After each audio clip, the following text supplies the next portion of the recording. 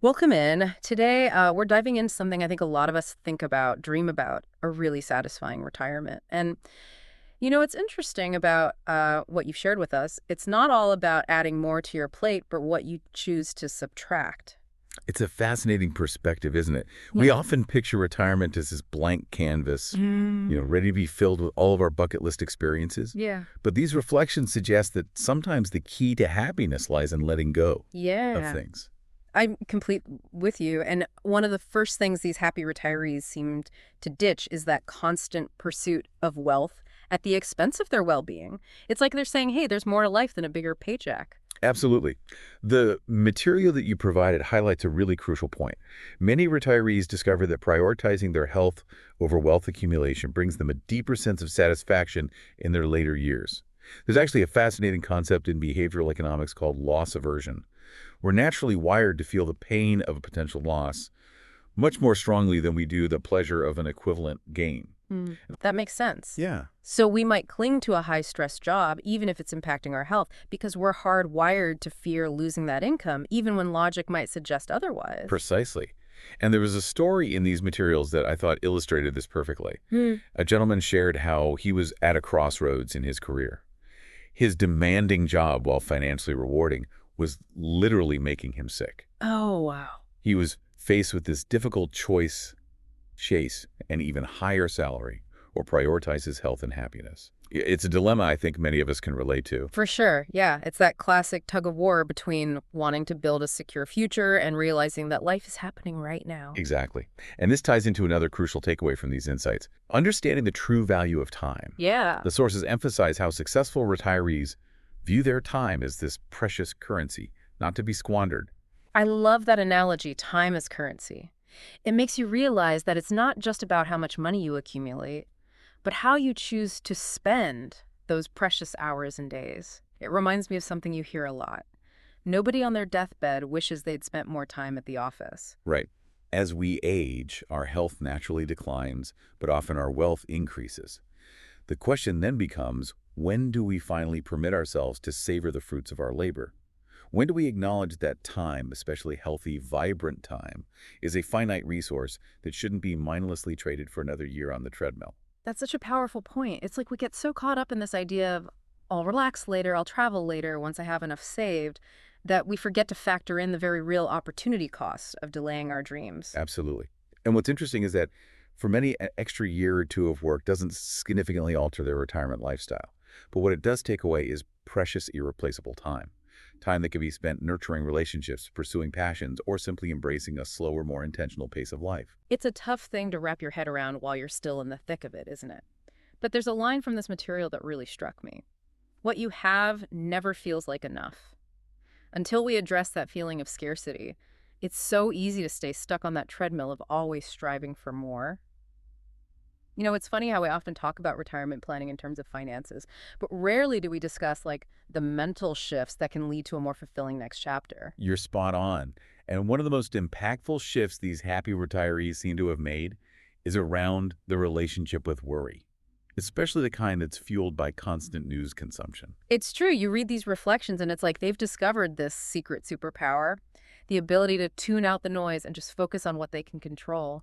But in our hyper-connected world, that's easier said than done right. It certainly is. One of the sources actually used a phrase that really resonated with me: doom scrolling. They talked about how easy it is to get sucked into this vortex of negativity, constantly bombarded with headlines that just trigger anxiety. Doom scrolling. I love that term. It's so evocative. And we've all been there, right? Refreshing the news feed, looking for, I don't even know what, maybe some reassurance that things aren't as bad as they seem. It's almost like a self-soothing mechanism, but one with seriously diminishing returns. Hmm. The more we expose ourselves to negative news, the more we internalize those anxieties. And it can create this vicious cycle, impacting not only our mental well-being, but even our financial decision-making. That's fascinating. So instead of looking at our retirement portfolio with a sense of optimism, we might start making decisions from a place of fear because we're convinced the sky is falling. Precisely. Yeah. That's why this next piece of advice from our material is so crucial. Instead of doom scrolling, they recommend swapping that screen time for a walk in nature. It's about shifting our focus from what we can't control, the markets, the news cycle, global events, to what we can control, which is our response to them. I love that visual, trading a screen full of anxiety for the peace of a nature walk. Speaking of navigating challenging situations, the material you shared also touched on a topic that can be a bit sensitive: managing relationships with people who bring us down. And this isn't just about acquaintances, it even delves into the complexities of family dynamics. It's certainly a delicate subject, Yeah. and the material acknowledges that it's not about cutting people out of our lives entirely, but rather setting healthy boundaries, Hmm. especially when we're constantly on the receiving end of negativity. There was a story shared about someone with a very negative family member, and instead of getting dragged into that negativity, they try to approach the relationship from a place of compassion, seeing themselves as a source of light, That's such a powerful way to reframe the situation, seeing yourself as a source of light rather than getting pulled into the darkness. isn't it? But it's also important to recognize that we are not obligated to be anyone's emotional punching bag, Yeah. even family. Sometimes the most loving act we can offer is to protect our own well-being, even if that means setting some limits on our interactions with certain individuals. Absolutely. Boundaries are essential no matter who they're with. And this leads us to another insight from the material that really struck me, even if it might feel a bit controversial at first. Happy retirees often draw a line when it comes to over-supporting their adult children. It's definitely a point that requires a nuanced discussion, and the source is careful to highlight that. For many parents, it's natural to want to help their children to provide a safety net. But as they emphasize, there's a difference between supporting and enabling. It's like that saying, give a man a fish and you feed him for a day, teach a man to fish and you feed him for a lifetime. It's about empowering our children to build their own lives, not fostering dependence. Precisely. Constantly bailing out adult children, while often well-intentioned, can sometimes hinder their growth and prevent them from learning those essential life skills. It's about finding that balance between being there for our kids and recognizing that their journey is ultimately their own. And you brought up a fantastic point earlier. We have to prioritize our own well-being, our own financial security, to truly enjoy this chapter of life. There's that classic airplane analogy. You have to put on your own oxygen mask first before you can assist others. If we're constantly depleting our resources, we won't be of much help to anyone, including ourselves. It's a perspective shift, isn't it? Instead of viewing it as stepping back, it's about stepping into a new phase of the relationship where we can offer support and guidance without becoming entangled in their every decision. As we've been unpacking these insights, it's striking how much of a fulfilling retirement seems to stem from internal shifts rather than external factors. And one of the most powerful shifts the material you've provided highlights is this idea of embracing our authentic selves, especially in this next chapter. Yeah, it's interesting, isn't it? It's as if retirement offers this unique opportunity to shed those layers of expectations, those roles we played for so long, and finally just step into who we truly are. It really is.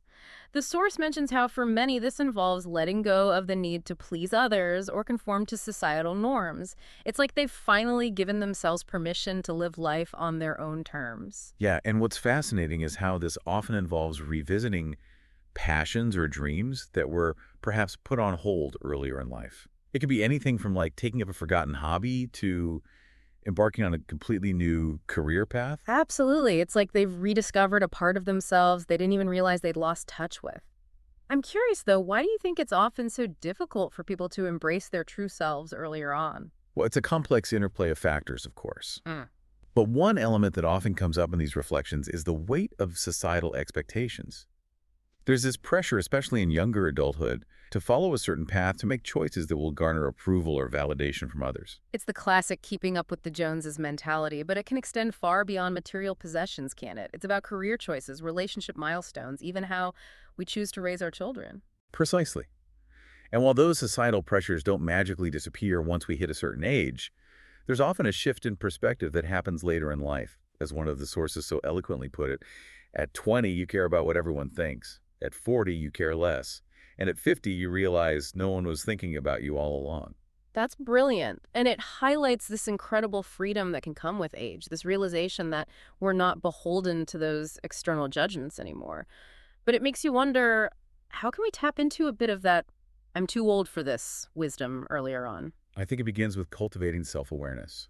taking the time to really understand our values, what truly brings us joy, what we're willing to say yes to, and perhaps more importantly, what we're willing to say no to. It's about defining success on our own terms, not by someone else's definition. Exactly. And sometimes it takes a bit of experimentation, a willingness to step outside of our comfort zones and explore different paths. It's about embracing the journey, even with its inevitable twists and turns. And speaking of journeys, there's one final insight from the materials you shared that I wanted to touch on. It's this idea that a happy retirement often involves letting go of past regrets. Ah, yes, the art of making peace with our past. It's a theme that resonates deeply with many of these reflections. It's something we all grapple with to some extent, isn't it? Those what ifs and shoulda, coulda, wouldas that can just linger in the back of our minds. But these individuals seem to have found a way to release those regrets and embrace the present moment. They have. And the material offers some practical guidance on how we can do the same. One suggestion that resonated with me is the importance of acknowledging those regrets, not trying to suppress them or brush them under the rug.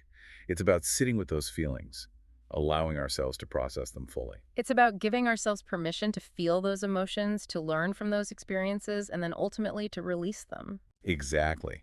Because holding on to regrets to past mistakes or missed opportunities only keeps us tethered to the past. And as one of the sources so wisely pointed out, our future holds far more promise than our past ever could. It's about shifting our focus from what was to what can be. It's a powerful reminder that it's never too late to write a new chapter. Well, this has been an incredibly thought-provoking deep dive into the habits of those who've truly embraced the art of retirement. And as we wrap up, I keep coming back to this central theme of subtraction, this idea that letting go can often pave the way for greater fulfillment and joy. It's a beautiful paradox, isn't it?